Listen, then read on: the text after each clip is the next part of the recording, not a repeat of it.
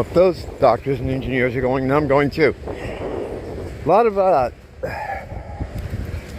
rainbows on display here all the time. It's very heavy gay area here, which I don't know. I don't have a problem with the gays. I don't think it's good for society though.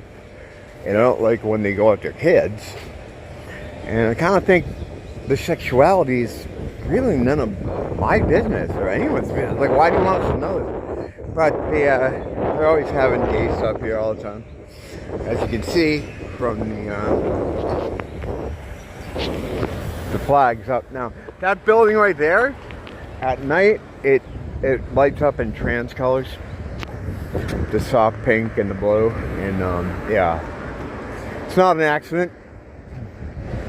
They had the healing stones down here that's just up the street. I've done videos on it, so it's settled science. It's a weird story too. The healing rocks, they supposedly have magic healing power. There's a long story behind them. They're imbued with the power of these healers that came to the islands many years ago, and they were asexual and non-sexual. They're male and females. There's a lot of that stuff in Hawaiian history. There's a lot of what would today be lumped under transgenderism.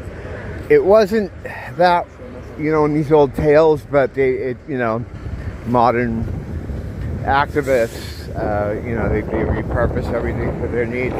And so anyway, there were these, I guess, hermaphrodite or non-sex parts people, I don't really know, that came here from far away. Don't know what they were. They might have been from Mamaria or just, which would have been like very local to here. In fact, I think the ruins of it lie underneath us, and some of its dark machines are still in the on position from whenever the cataclysm came that took that place down. It all fell into the water. They didn't turn off some of that shit, and that's why you get a lot of the darkness that you get here. But anyway, they imbued their power into these stones, and they gave them to the people, and they said, we gotta go. But our power is in these rocks. And if you need to be healed, I guess you just touch them. You simply touch them. Now, they bounced around through different owners. They're buried under a bowling alley. They're kept in someone's back garden. They ended up everywhere throughout the years. It's like they're trying to hide them. And now they're here. Now, they displayed them right here, so you could see them, but they don't let you touch them because they supposedly have healing powers in them. And I tend to believe that's true because they don't let you touch them. So they wouldn't want you to be healed in any way. And the thing is to show wickedness and how evil works. Look at this fence. Like, they let you get real close to them, but not enough to touch them. They're just out of your reach. That's what evil is. That's what evil is. But yeah, so anyway, the transgender lobby, I guess, what you'd call it, we're trying to get Hawaii to make this a monument towards those who lost their lives because of transgenderism, meaning they killed themselves, because suicide is huge in the demographic. But they were trying to frame it as people they lost through intolerance. The Bishop Museum was all in on this, because if it's one thing Hawaii loves, it's to sell its culture and identity to Hawaii that they hate so much. It's been happening like that since the first ship showed up here. I often tell the story of how they were trading fucking women for ship nails. Because, in their defense, it would be like them seeing ship nails. It's almost like a flying saucer landing in your backyard, and what they use for drinking cups. We're like, what the fuck is this? They had never seen anything like it. You know, that they were like totally freaked out by it. But trading people for tools was just like they set the bar.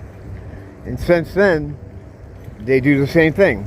You know, they sell, give away anything. Now, it's not the people. It's not the Hawaiian people, the regular, average Hawaiian citizens or islanders. Now, there's not many actual Hawaiian people here anymore.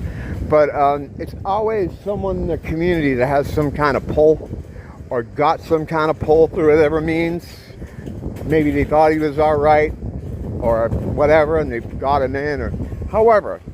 And that guy that speaks for his people, what he does, in essence, is he says, all right, I'm going to get a bunch of ship nails out of these guys.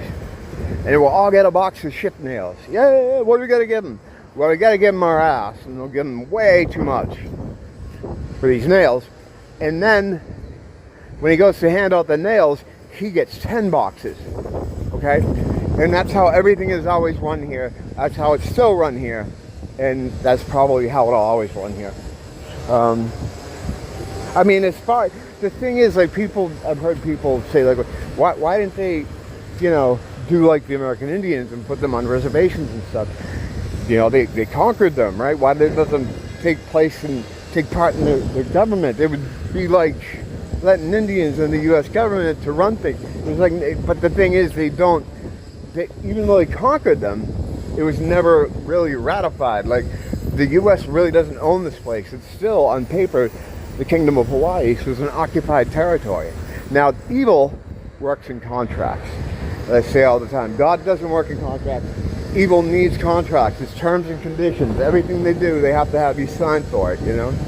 So, they haven't dotted the I's and crossed the T's on this place, even though they say it's part of America and it's the 50th state or whatever. It's really not.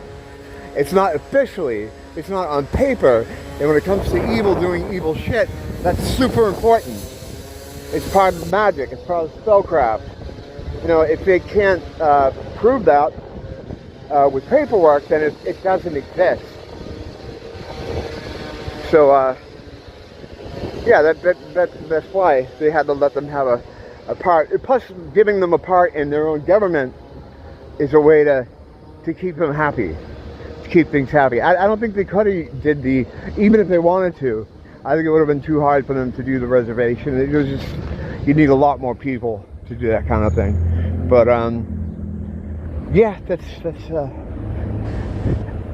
what's fucking going on with that. I'll be right back. They're finally doing something with this building. Thank God. It's been an eyesore for so long. Surprised they let it go that long. Property is very valuable. It's very, very. How's your fucking articulation machine going today? It's very, very valuable because, you know, it is an island.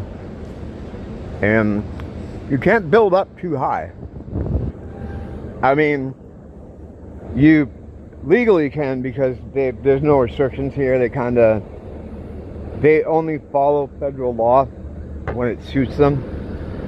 Like I've talked about before, some of these stores down on the main shopping tract, they sell pieces of the sidewalk to the vendors or the companies that have a store there. They just sell it. Now in America, which like I just talked about, which this is not, they wouldn't be able to do that. So like, they really only have to follow federal laws out of courtesy. Because like I said a minute ago, this isn't technically via the paperwork actually owned by the U.S. It's still the Kingdom of Hawaii. It doesn't mean that the U.S. government doesn't fuck with them constantly, because they do. When COVID came, they kicked most of them out. You know, the people that have lived here for generations got the fucking heave-ho. So, I mean, to the U.S., it's a military base, you know.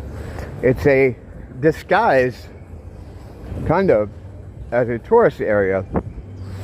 It's a postcard on a tank, and that's what this place is. We got Port Tarusi up the street here, Pearl Harbor up the street that way. I guess the bus driver, I must know the bus driver.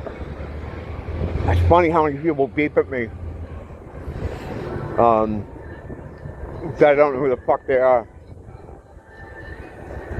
I bet if like the car stopped, I would figure out who it is, you know. But yeah, I guess I know the bus driver, which is good because some bus drivers won't stop for me. So me and Craig trying to get one out of Chinatown. One day we had two guys blow past us. We're like, damn, we need some Asian people to stand with us so we can get on the bus.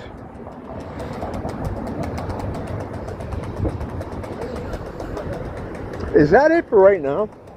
Oh, sorry, let me get out of space. Oh, that's all right. That's okay. Yeah, I think that's it for now. I think I covered everything pertinent.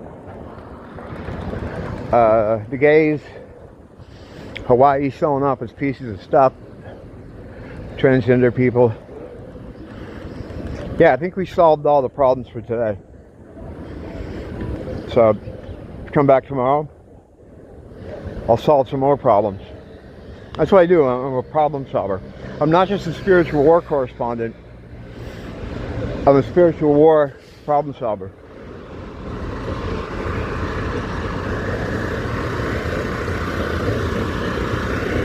I wish I could solve my own problems though, because then I'd be able to light this cigarette. Don't blame the teacher, blame the school.